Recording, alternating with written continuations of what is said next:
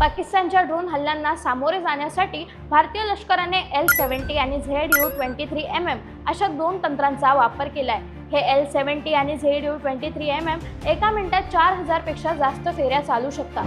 पण मंडळी, ZU-23mm सिस्टीममध्ये विशेष काय? तर ZU-23mm सिस्टीम सोव्हिएत युनियनमधून आयात केली गेली आहे। याचे संपूर्ण नाव ZU-23mm anti aircraft gun system आहे। भारतात आणल्यानंतर त्यात अनेक बदल आणि नव्या तंत्रज्ञानाची भर पडली। याची सर्वात महत्त्वाची गोष्ट म्हणजे यात electro optical fire control system आहे, ज्याच्या मदतीने तो शत्रूचा मागोवा घेऊ शकतो।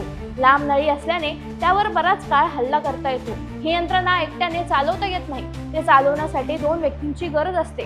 ते एका मिनिटाला 4000 गोळ्या झाडते। हे क्षेपणास्त्र 4 किलोमीटर पर्यंत अचूक हल्ला करू शकते। आणि L-70 ही मूळची स्वीडिश संरक्षण सिस्टीम आहे। याची खासियत म्हणजे 4 किलोमीटर पर्यंतच्या रेंजमध्ये येणाऱ्या टार्गेटला पूर्णपणे ही नष्ट करू शकते।